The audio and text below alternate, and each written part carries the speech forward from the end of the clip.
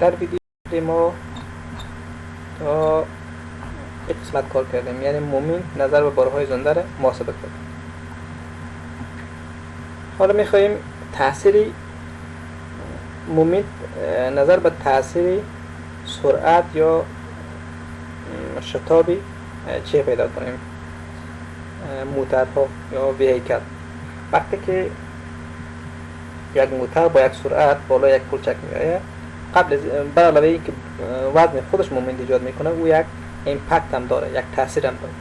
بنابراین باید برای دیزاین تمامی پل ها و پلچک ها همان امپکت یا تاثیر محاسبه شد.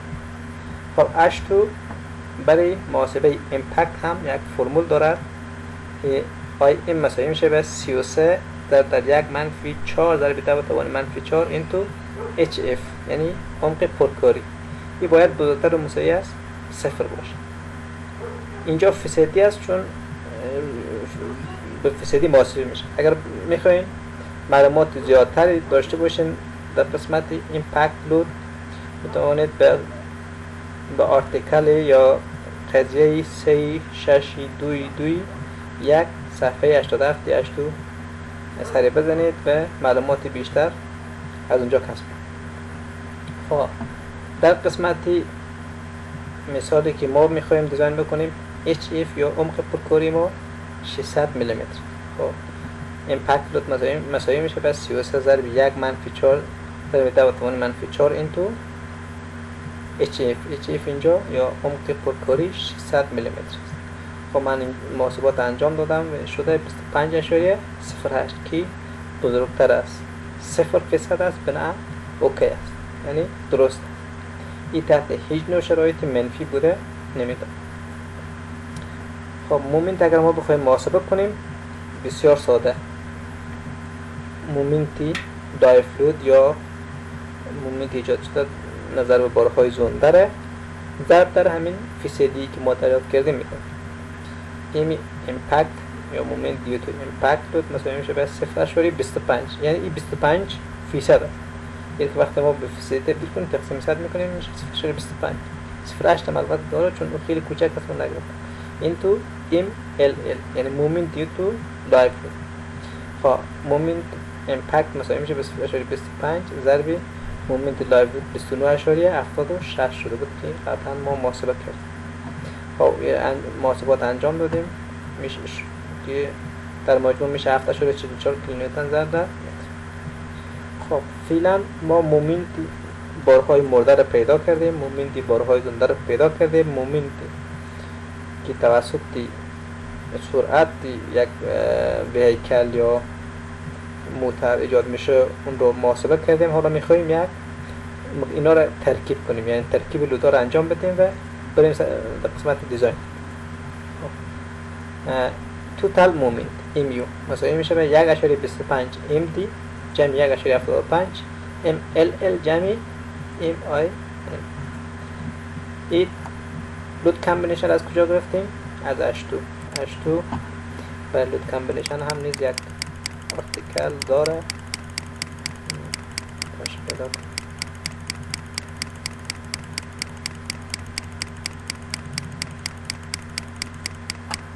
از اینجا گرفتیم. استرینگ کامبینیشن فرست کامبینیشن 1.75 لایف لود است. این YP برای DC یعنی دد لود کانکریت، D یعنی دد لود اسفالت است و 1.75 از لایف لود است و امپکت. ما برای دیزاین اصطلاح ها عموما استرینگ فن استفاده میکنیم که گوارنینگ فورس یا همون چیزی کنترل کننده دیزاین همین استرینگ فن است. عموما WP هم میتونید اینجا بگید برای مینیمم ماکسیمم 1.25 است برای کانکریت کامپوننت اتچمنت و همچنان 1.5 هم برای چی است؟ اسفالت است. ما از اینجا 1.25 و 1.5 فاکتور استفاده کردیم. 1.25 چون ما اینجا ویرنگ سرفیس نداریم، اسفالت مد نظر نگرفتیم، تنها 1.25 ضرب در MD که مومنت دیو تو دد لود است و همچنان 1.75 ضریبی لایو لود است. مومنت دیو تو لایو لود و ایمپکت 1.25 مومنت دیو تو دد لود یا مومنت بارهای مرده 58.88 بود و همچنان مومنت بارهای زنده و ایمپکت هم 29.76 به 7.44. محاسبات انجام بدیم میشه توتال مومنت یا مومنت مجموعی 1.27 128.7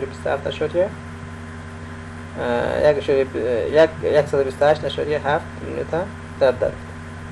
خب مرحله سوم هم خلاص شد. این مرحله اول ما چیکار کردیم؟ افکتیو اسپن پیدا کردیم، ایف ای یا سوایل استراکچر اینترشن فاکتور پیدا کردیم. مرحله دوم بارهای مرده را محاسبه کردیم، مومنت بارهای مرده را محاسبه کردیم. مرحله سوم بارهای زنده را مد نظر گرفتیم، یعنی تسینگری کردیم و مومنتی که نظر به بارهای مرده زنده ایجاد میشد و همچنان ایمپکتش که مومنت ایجاد میکرد محاسبه کردیم و در مجموع ترکیب مومنت ها را انجام دادیم. مرحله چهارم دریافتی سیخواست، یعنی مرحله اصلی دریافت سیخوا. چه تعداد سیخوا ما نیاز داریم، کدام قطرها نیاز داریم، اسپیسینگشان چقدر باشه. خب مومنت مجموعی داریم 1.28.7 کیلومتر متر. حالا ما میخوایم آریوی که اینجا نوشتین اشتباه است باید دیلیت میشد. خب خیر. خب ما برای شما در کانکریت هم خواندین که به سیخ پیدا کردن چطوری انجام میشه. اینجا از سیستم SCI استفاده میکنیم، SCI و H2. و برای اینکه سیخ‌ها رو محاسبه کنیم در SCI در H2 ما باید یک فاکتوری که آریو رو پیدا کنیم. آریو مساوی میشه به MU تقسیم فای ضربی B ضربی D مربع. MU مومنت مجموعی، فای استرنت فاکتور است یا فاکتوری مقاومتی است. عموما برای دیزاین پیدا کردن سیخ‌های این حنایی یا نظر به مومنت فای قیمت 0.9 است. عموما 0.9 برای شیر با 0.75 است و همچنان تغییر میکنه، اما اینجا ما 0.9 استفاده میکنیم. B ما یعنی استریپ 1 متر عموما دیزاین میکنیم. شما سلاب هم چون دیزاین کردیم B عموما برای 1 متر عرض مد نظر میگیریم که 1000 میلیمتر میشه. و D افکتیو دپت است، یعنی عمق مؤثری سلاب. آریو مساوی میشه این یورو ما داریم 128.7. اینجا واحد کیلونیوتن ضرب در متر است. ما اینجا میخوایم همگی را به نیوتن ضرب در میلیمتر تبدیل کنیم. از همان خاطر 10⁻³ اینجا میشه و 10⁻³ هم اینجا شده 10⁻6. خب بیام 1 متر است. افکتیو دپت ما چه قسمی میتونه پیدا کنیم؟ برای پیدا کردن افکتیو دپت یا عمق مؤثر ما عمق عمومی را منفی کلیر کاور میکنیم، منفی نصفی قطری سیخ.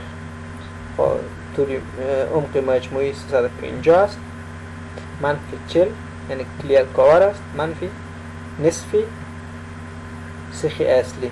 شما در دیزاین بیم ها و سلاب ها هم خوندین، کنم نیاز به تشریح بیشتر این موضوع نیست. خب من فقط اینجا یک اشاره کردم. خب عمق مؤثر بعد از انجام محاسبات 302 میلیمتر میشه. خب میاریم اینجا قیمتش میمانیم به توان 2 یعنی مربع است. بعد از انجام عملیه ضرب و تقسیم و جمع آریو مساوی میشه 1.57. خب این پیدا میکنیم چون سیستم H2 SCI H2 است.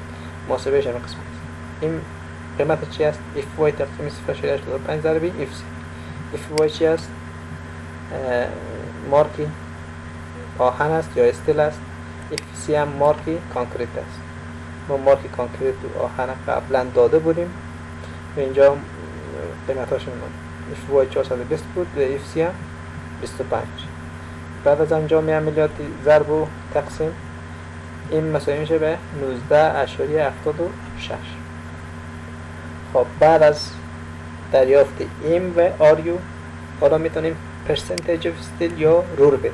رو یا پرسنتیج اف استیل یا فیصدی استیل است که فرمولی فیصدی استیل مساوی میشه به 1/m ضرب در 1 منفی جذر 1 منفی 2 ضرب m ضرب آریو تقسیم اف وای. رو مساوی میشه به 1 بر این قیمتش داریم 19.76 قبلا محاسبه کردیم. فرمولش هم این بود. قوس باز 1 منفی جذری 1 منفی 2 ضرب در 19.7 قیمت ام است و ضرب در 1.57 قیمتی آریو است که قبلا از این رابطه دریافت کرد. خب بعد از عمله ضرب و جمع و تقسیم و جذر رو مساوی میشه به 0.003887 یعنی این فیصدی استیل است. این دریافت شد. حالا ما میخوایم که اریا یا مساحت سیخ پیدا کنیم، سیخ‌های مجموعی رو. نه ما اگر بخوایم مساحت پیدا کنیم فقط بسیار ساده است، رو یا فیصدی استیل ضربی کراس سکشن میکنیم، کراس سکشن اریا. و استی مساوی میشه به رو 0.00188 ضرب کراس سکشن اریا، یعنی ما در 1 متر اینجا داریم بی ضربی دی، بی که اینجا 1 متر است و عمق مؤثر هم 300. و بعد از انجام عملیه ضرب مساحت مجموعی سیخ‌ها برای 1 متر عرض مساوی میشه به 1171.76 میلیمتر مربع. برای ما مساحت مجموعی سیخ‌ها دریافت کردیم و حالا می‌خوایم که فاصله بین سیخ‌ها را پیدا بکنیم. فاصله بین سیخ‌ها یعنی چی؟ باشه اینجا برای شما نشان میدم. ما می‌خوایم این اسپیسینگ پیدا کنیم. ببینید اینجا فرضاً ما ST2 12 میلیمتر، البته این سیخ اصلی اینجا می‌بخشید. سیخ اصلی ST1 و 516 at the rate of 150 mm center to center، یعنی ما می‌خوایم ما فاصله یا اسپیسینگی سیخ‌های اصلی را پیدا بکنیم.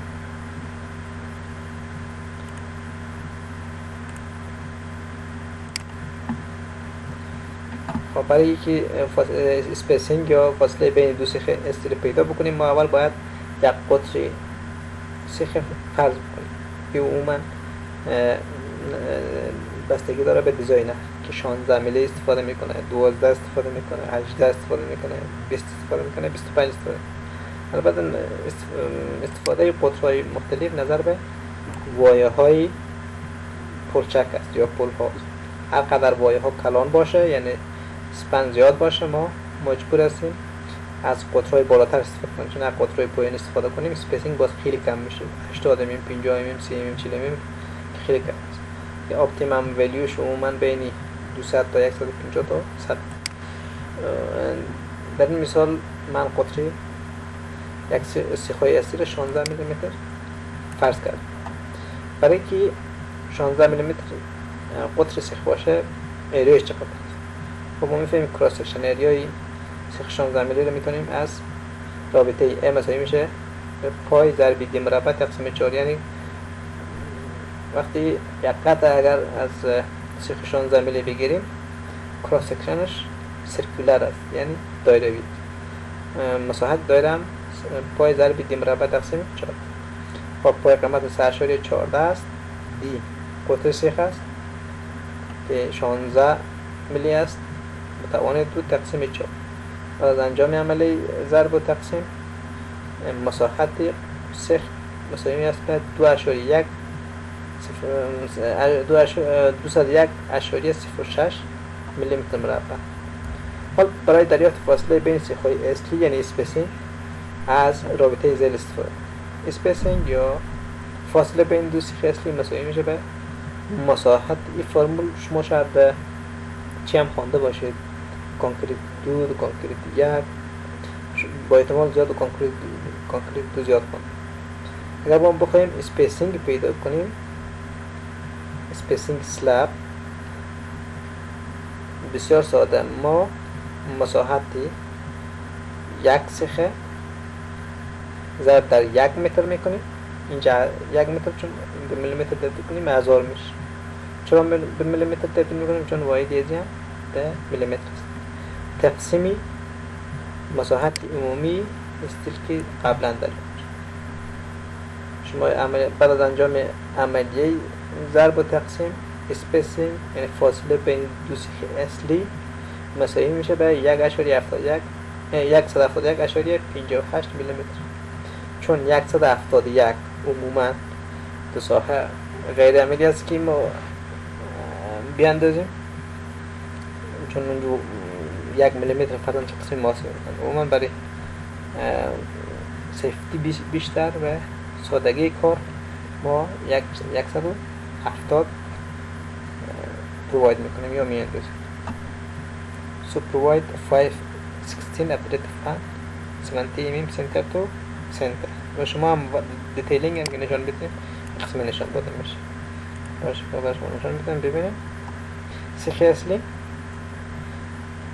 پای 16 یعنی قطر 16 است. updated fan 50 mm center to center.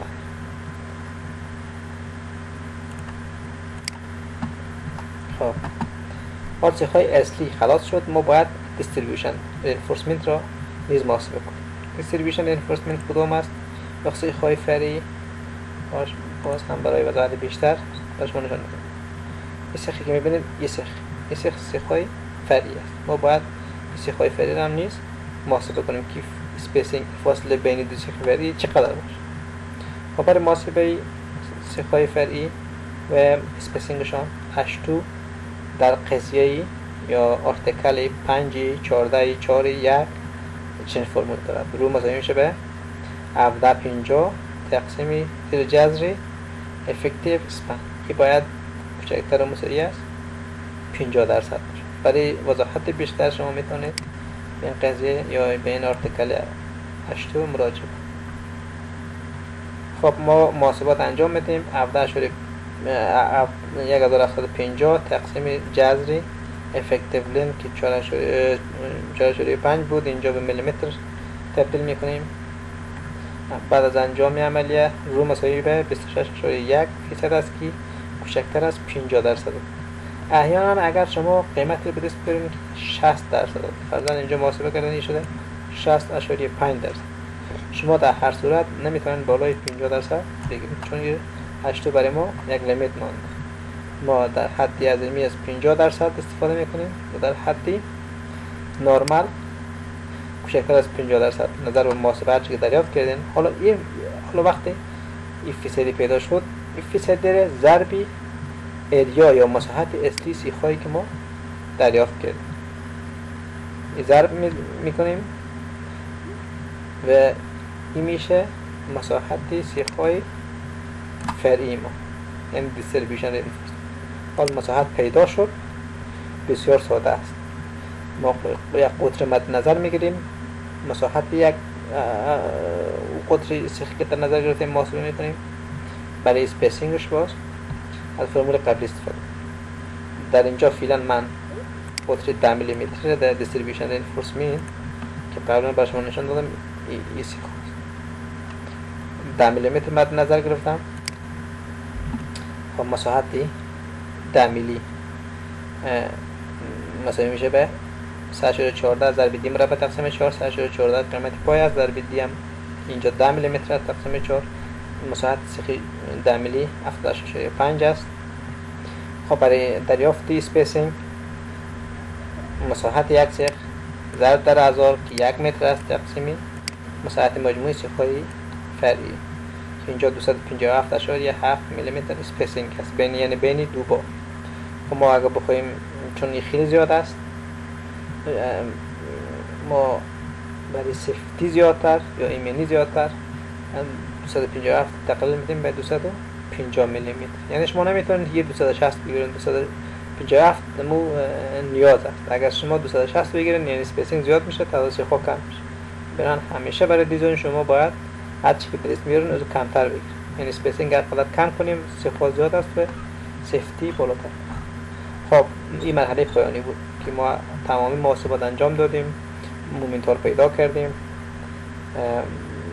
بعد ترکیب مومنتار انجام دادیم، مساحت سیخ‌های اصلی رو پیدا کردیم، اسپیسینگشون رو پیدا کردیم، مساحت سیخ‌های فرعی رو پیدا کردیم و اسپیسینگ پیدا کردیم. مرحله آخر باید ما ایره دیتیل کنیم، یعنی رسم کنیم. خب اینجا من روی کاغذ البته یک رسمی نه چندان خوبی رو انجام دادم. این سلاب ماست، این تکو است دو طرف و این اسپیسینگ است. سیخ‌های اصلی سیخ‌هایی که موازی به اسپن یا وای اصلی است. سیخ اصلی رو من اینجا نشان دادم. فای 16 at the rate of 170 mm center to center. این distribution reinforcement است که ما انجام دادیم. محاسبهش فای 10 at the rate of 250 mm center to center. و این سیخ‌های بالایی سیخ‌های این تمپریچر است، برای حرارتی است. سیخ حرارتی است و این هم distribution. من هرچند سیخ‌های حرارتی رو محاسبات رو اینجا انجام ندادم، اما شما میتونین او رو انجام بدین. شما در کانکریتی 1 و 2 هم خواندید چون محاسباتش ساده تر است. من اینجا انجام ندادم. یا شما از روی تجربه هم یک دیزاینر میتونه که سیخی که دیستریبیوشن بودی رو میتونه تا این بالا هم برای دو طرفش انجام بده. من اینجا انجام دادم فای مثلا فای 10 در ریت 250 سنتر تو سنتر بوت، یعنی دو عدد. شما میتونین ایره با استفاده از دانشتان از کانکریتی 1 و 2 ایره محاسبه کنید که من اینجا محاسبه نکنم. وقتتان بخیر، موفق باشید.